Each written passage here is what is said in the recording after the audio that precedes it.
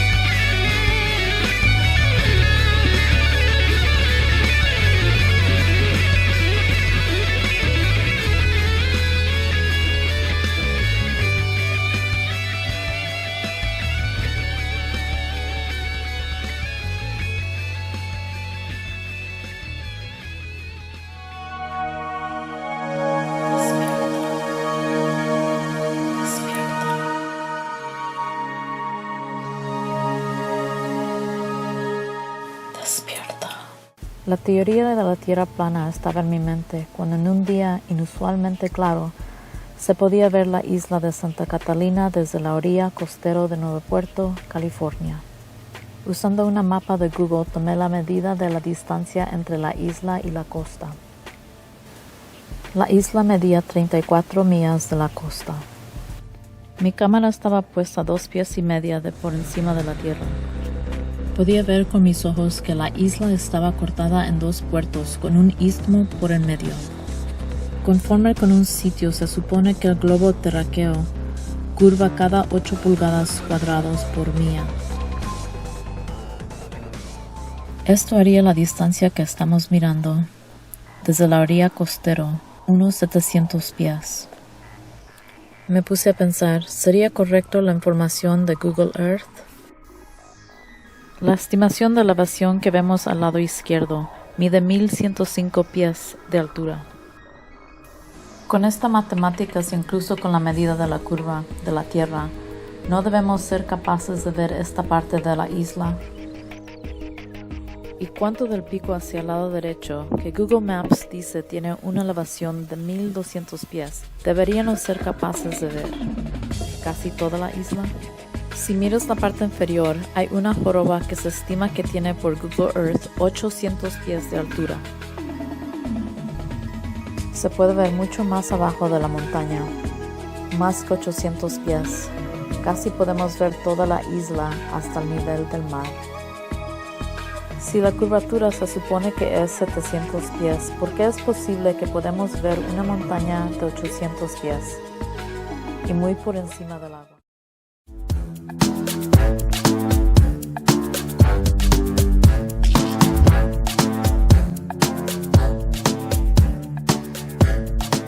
Greetings, people of cyberspace, mid-space possibly too. Welcome to this long-awaited follow-up to the Wellington Harbour curvature test. Rumour has it that on a clear day, with everything in the sky just right, you can see all the way to the South Island, and that's much further and much bigger than wee Kapiti Island. So I decided to take a drive around the Wellington coast with my camera and a couple of lenses to test this legend out. I'm going to show each place I drive to in Google Earth and take a few photos so you know it all checks out. So here we are zooming into Orfido Bay. First stop is that's the closest point in Wellington to the South Island that can be accessed with a regular vehicle. And those mountains, I think, are the South Island. Let's see if we can see them through the camera. Yeah, that looks to be a mountain over there. And through my telephoto lens, my God, it's the South Island. It's a pretty big mountain, that one. I wonder how far away it is. We'll check that out later. Now off to Island Bay, the west side of Island Bay. Very imaginatively named by the conquering Europeans, who the Māori called Pakeha, which translates roughly to white pigs. Very apt, but I will say this, the Māori did a whole lot better than most indigenous cultures. The dirty Pakeha didn't know what they'd got themselves in for when they came to New Zealand. And I think that's the same mountains over there. And yeah, I got my trusty compass just so you guys know I'm not lying, and look, I even got footage, a panorama of our lovely southern coast. And there's that mountain again, and my photo of the mountain.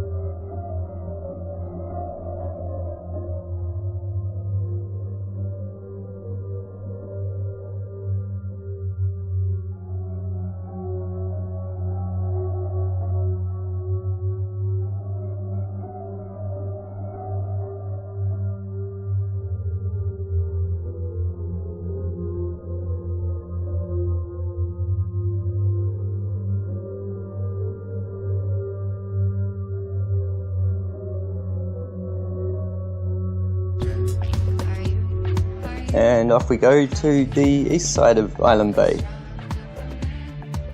The Māori called that island Tapu Te Ranga, and it's said to be patua, which is kind of like sacred.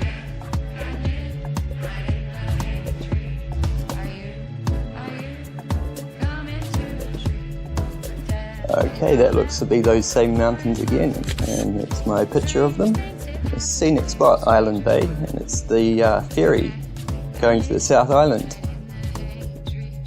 Okay, now across the harbour to Days Bay. Just crossing over Soms Island here, our local leper colony. Every good city's got one. It's got to contain those lepers. Here we are, the Days Bay Wharf. And yep, that looks to be the same mountains behind the peninsula there. And this was completely on purpose, left the camera on just so you guys know that I am actually at the jetty. Completely on purpose. And my trusty compass pointing to that same mountain by the look of it.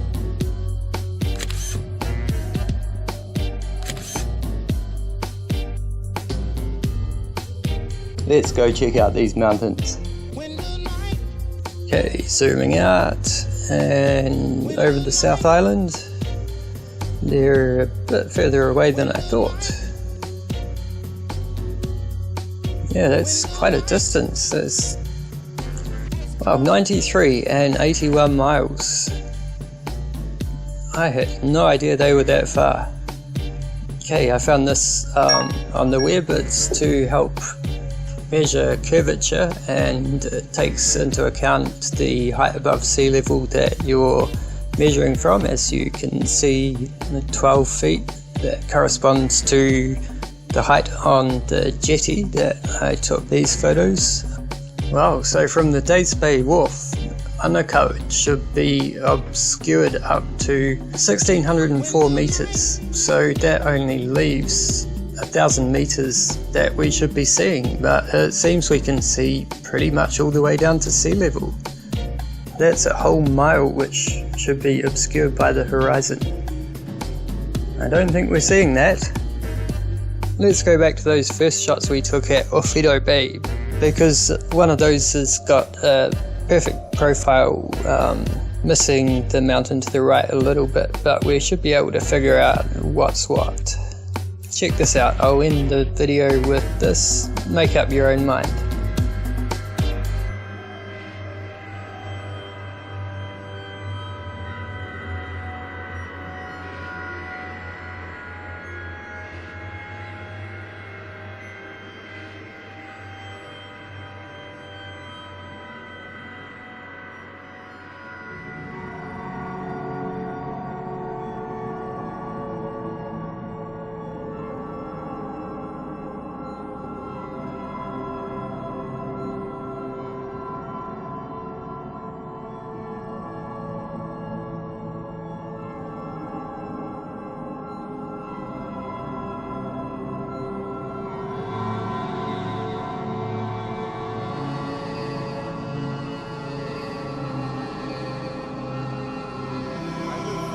Very large lake, Lake Ontario. And I happen to remember going to the beach as a kid and looking across the lake and seeing New York State coast off in the distance. I never ever thought anything about it ever, except I remember it being there when I went to the beach. Now I've been to that beach 100 times over the years. And once this topic gained more prominence in early 2015, the first video I saw explained the curvature of the Earth and what it's supposed to be in inches per mile. And it resonated with me because I remember that I could see clear across the lake to the other coast, something that broke all the sphere Earth rules. So with NASA fakery on my mind and the memory of seeing this coastline that supposedly was too far below the horizon for me to be able to see it due to the curvature of the Earth, I re-examined the flat Earth theory. And as unbelievable as it seems, it started to make a lot of sense, especially since I did distinctly remember being able to see that far coast basically anytime I was at my local beach. And as I've said, I've been there hundreds of times over the years. But even so, I went back to the beach recently and stood at the shore. I looked south and guess what? I could see the New York State coastline just like I remember. Now I googled the distance and it was approximately 36 miles. I learned what the curvature of the Earth is supposed to be exactly at that distance, and according to the people that believe in the sphere, I found out that the coast should have been buried below my ability to see it by almost 900 feet. That part of the New York State coast had a top elevation of less than 300 feet. So that left at least a huge 600-foot discrepancy, and even more because I could see some of the height of the far shore. Was something really wrong with the reality that they've been selling us ever since we were born? Well, I ended up becoming a little fixated on proving or disproving the concept. And at first I truly thought disproving the flat Earth would be rather easy. I thought there had to be a reasonable explanation why I could see so far beyond the so-called curve barrier. I learned about light refraction and superior mirages. I learned about perspective and horizons. I learned about how our eyes work. I I viewed dozens of similar experiences on YouTube. I listened to experts and people who thought they had logical but spherical explanations. In fact, I tried for a few months to debunk the concept, but just couldn't. The more I looked into it, the more sense it made, and the less likely that the sphere model we've been spoon-fed since birth was a reality. It's just flat out wrong. And as more people shared their experiences and proofs online, it only added to my growing, pretty much unwavering belief that the world is not what we've been told. And learning about how our eyes work and how perspective work helps a lot with understanding sunrises and sunsets and ships disappearing hull first at sea and other supposed sphere Earth proofs. I can't say for certain what shape the Earth is or how big it is, or if there's an Antarctic ring or a barrier beyond it, or if it's an infinite plane. Maybe everything we theorize is not complete. There are so many possibilities that it blows the mind, and the flat Earth has no real complete standard model because it's all based on us finding out things for ourselves. We agree on the facts and certain basics, but the rest is only hypothetical even if it seemingly makes sense. And as the evidence mounts for both the flat Earth and against the sphere, I wanted to create a special place where folks can learn and share what they've learned with other supporters.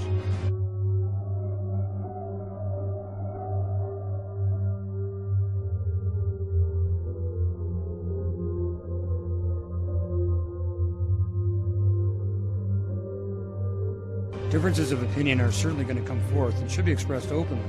But remember that the goal of my videos and their corresponding threads is to provide the opportunity to use each of us to learn and grow in any area that any of us has a problem in. If there is a thing you can't understand, then ask. Someone will have an opinion and we can go from there.